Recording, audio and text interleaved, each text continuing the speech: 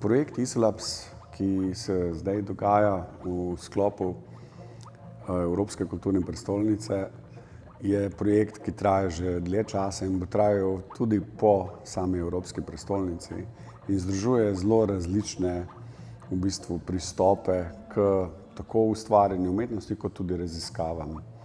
In glavni moment, okrog katerega se je projekt izkristaliziral, je dejansko motivacija, da se izdela natančen digitalni dvojček celotnega porečja reke Soče. In temu je to je centralen tudi moment samega projekta.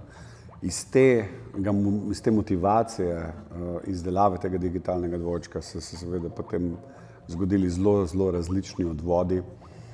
Najprej seveda tudi, kako se bo ta digitalni dvojček sploh delal. Te prve poskuse smo naredili v sklopu tudi ene rezidence na PIF campu v Soči pred 2 leti. In tako se je počasi celoten projekt začel kristalizirati. Zanimivo je, da je, zame v samem procesu, sem pri projektu Isolabs, istočasno, ko se je začel projekt Isolabs, se je zgodil tudi požar na Krasu, leta 2022.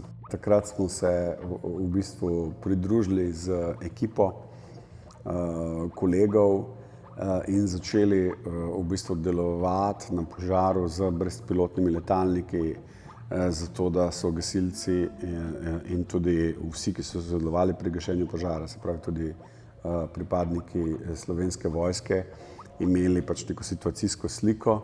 In na koncu je iz tega projekta, ki se je delal na požaru, nastala tudi najbolj natančna karta požara, ki je javno dostopna na straneh Zavoda za gozdove. In tisti del projekta je bil aktivacija enega laboratorija, ki smo ga mi začeli snovati v sklopu enega drugega projekta, ki se mu je rekla Platforma Kons. In ta laboratorij je SPECTRZ, laboratorij za elektromagnetizem, daljinsko zaznavanje in taktične medije in tako naprej. No, in SPECTRZ se je aktiviral na požaru, ampak aktivnosti tega laboratorija so pa zelo podobne temu, kar so aktivnosti tega kartiranja porečja Soče.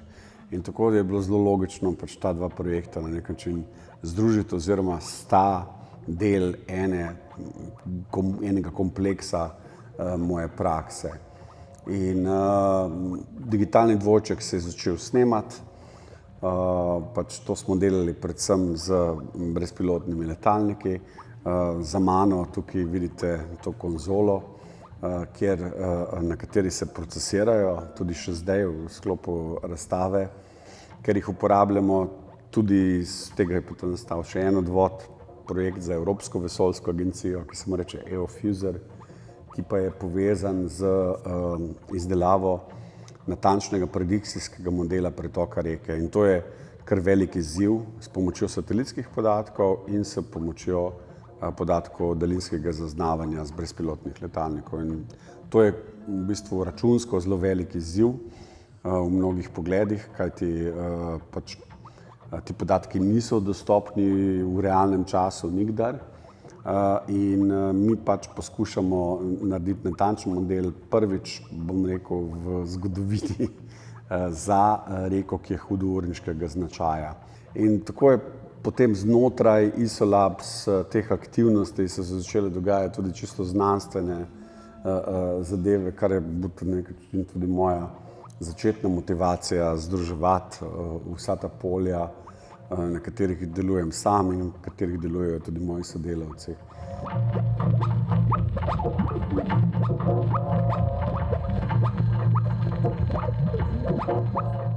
Ta predstavitev Oculus Super Ignis Vigilantes Volavimus, oči smo zelo pozorno leteli nad ognjem v latinščini.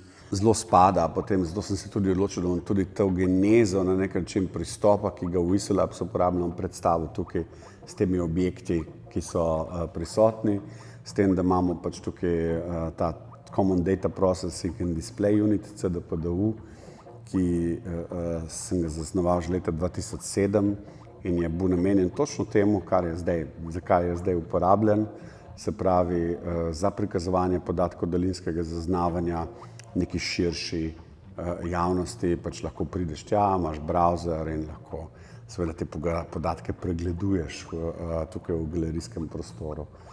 Na drugi strani imamo potem tudi ta objekt, ki je posvečen požaru z podatki daljinskega zaznavanja, s procesiranimi iz satelitov, tudi iz slovenskega satelita Nemo HD in satelitov Sentinel in satelitov podjetja Planet, s katerim tudi sodelujemo tako pri EOFuserju kot pri Isolabs. Projekt ima na nek način globalne dimenzije, vesoljske, tudi orbitalne, hkrati pa seveda zelo ukoreninjen v tem porečju. In tam, zdaj sem razlagal predvsem, kaj se dogaja na tem, bom rekel, daljinsko zaznavnem, znanstvenem, če hočete, področju.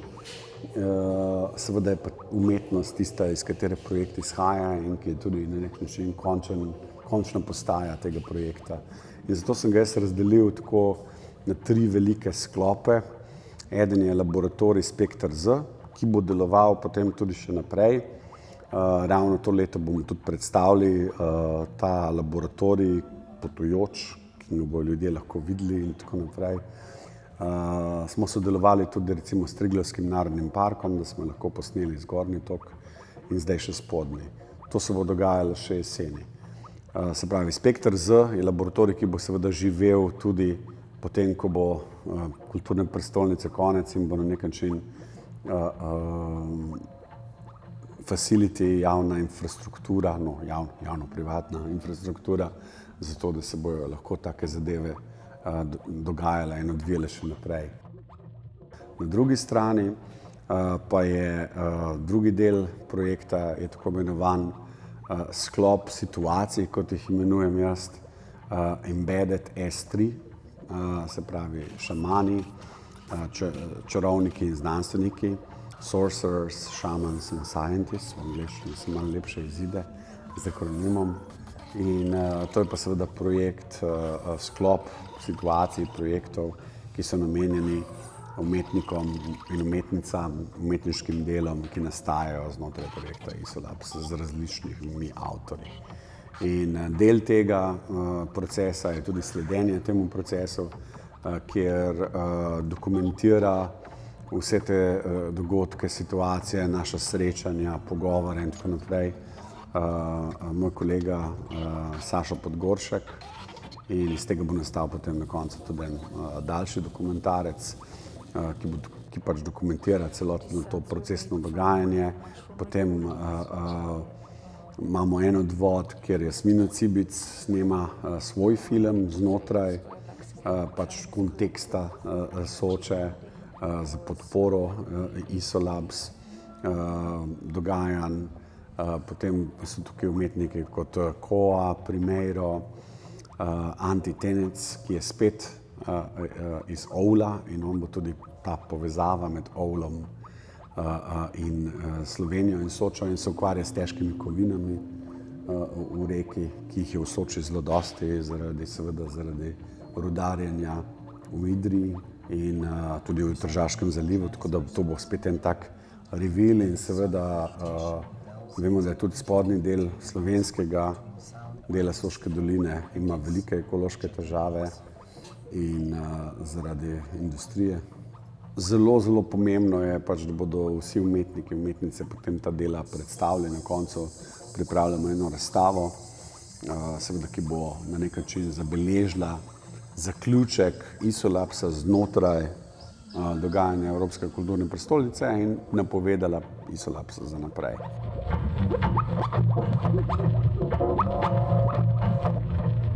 Sama beseda Isolab izhaja iz enega moje teze, stare Isolation Strategies iz leta 1993, v kateri sem opisal pač neko idejo, koncept delovanja v mojem drugem projektu Macrolab, ki je bila, da teza pač je, da manjša skupina ljudi v nekem zaprtem ekosistemu ki pa je odprt navzven, se pravi zaprtost je predvsem, da je komunikacijska povezanost teh ljudi izredno močna znotraj, ustvarja več temu, kar sem jaz takrat imenoval evolucijske kode kot veliki družbeni sistemi.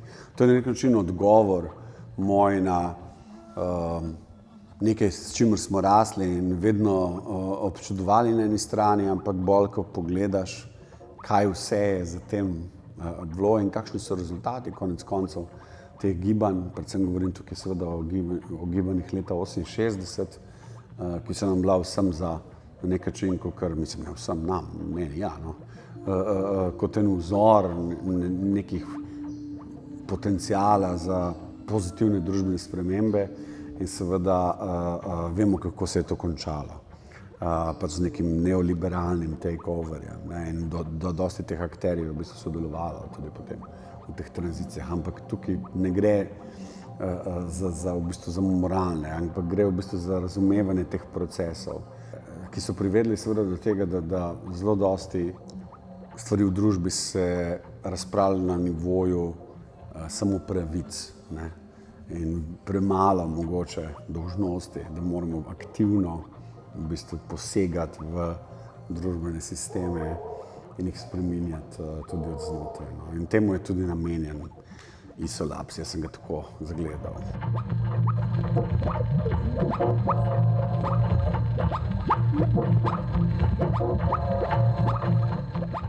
ISOLAB ima zelo poetično dimenzijo, konec koncev je tle naše delo relativno lahko, ker Soča je poetična reka sama po sebi, iz zelo dostih razlogov, tako bom rekel kulturno-zgodovinskih, pač ker je bila opevana strani enega izmed naših večjih pesnikov, Simona Gregorčiča takrat, pa seveda tudi iz te šamanistične preteklosti Soče in Soče seveda kot centra za energijo, pred začetkom druge svetovne vojne. Soča je seveda fascinantna, ker ko je Italija zasedla ta del slovenskega narodnega ozemlja po prvi svetovni vojni oziroma ga je dobila v pač upravljanje, je potem zgradila kaj bo del na nek način nacionalnega programa fašistične Italije takrat, tudi ta energetski sistem, najbolj vzhoden energetski sistem od vseh energetskih sistemov, ki so jih postavili po celotnih Alpah. In zanimivo, da so te elektrarne začele delovati že po začetku druge svetovne vojne in so po koncu druge svetovne vojne predstavljale zanimivo, v bistvu izredno močno osnovo za industrializacijo tega ozemlja. Tako da tle je zgodovina spet igrala svoj šah na en zelo poseben način, zato je ta Soča tako neverjetna. Da ne govorim o klasičnem problemu Soče, ki je seveda prva svetovna vojna, frontna linija in teh več kot 1.600.000 žrtev tega področja, te reke, iz celega konca sveta. Kar hočem povedati je, da je zelo hvaležna tema, v vseh smislih, tako biološko, biodiverzitetno, ekološko, kot naše razmerje do sploh pojma narave, kaj narava sploh je. In potem vsak od nas, se mi zdi, ki smo rasli tukaj, vsak skoraj od nas ima te spomine na Sočo kot nek moment svobode, osvoboditve, kopanje v Soči, zvečer po Sokanu, neke transgresije tudi v temu, pa recimo pikniki ob Soči.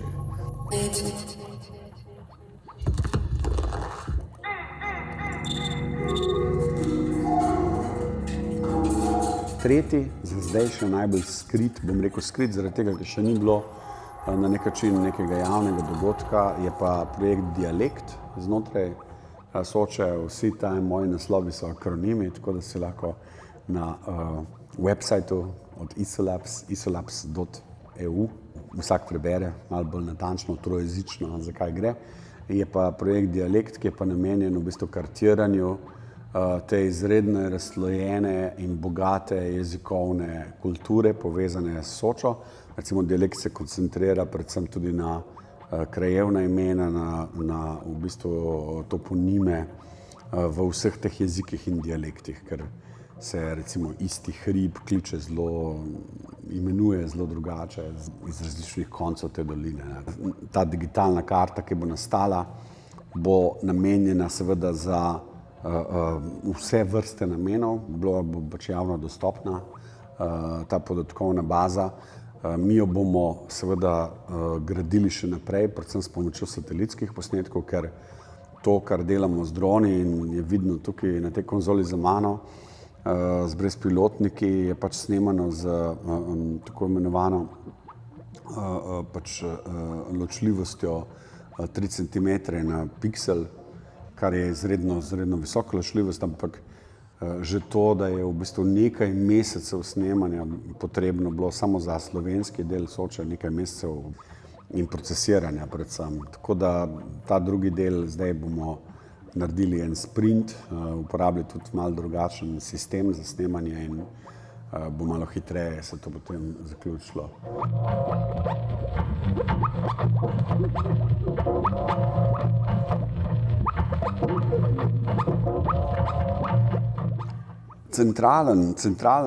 Res centralen del tega, kar Isolabs je pa seveda ta serija situacij, čarovniki, šamani in znanstveniki. In znotraj te serije se pač 7 umetniških del producira, ki so ključna kot neki svetilniki samega Isolabsa. Eno delo ustvarja Lana Čmajčanin in je povezano z samo zgodovino, s plastenjem zgodovine tega področja.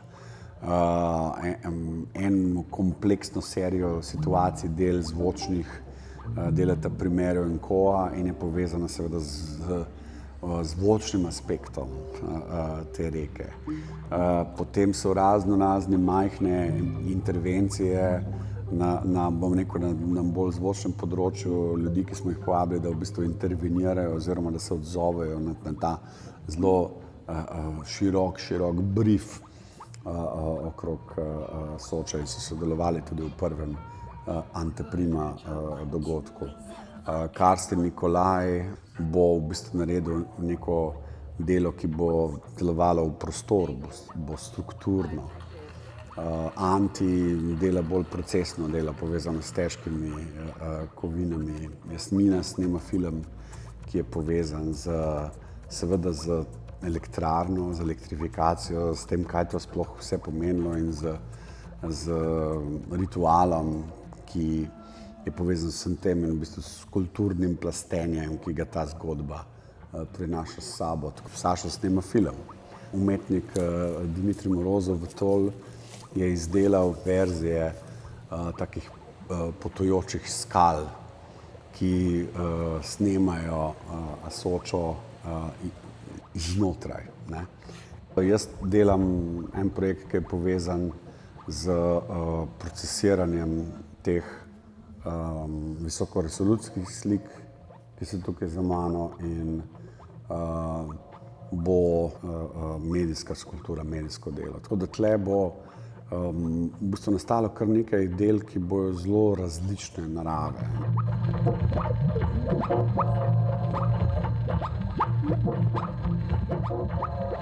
Projekt ima pač prihodnost v smislu tako laboratorija Spekter Z, sama razstava, ki bo nastala, bo upam bila tudi, da bo ta dela tudi predstavljena kje drugje, nekatera dela bodo celo ostala kot javna skulptura, dajmo reči, v samem prostoru, v tem porečju.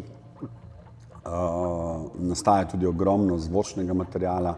Če nič drugega, bo ta baza podatkov na voljo v prihodnosti.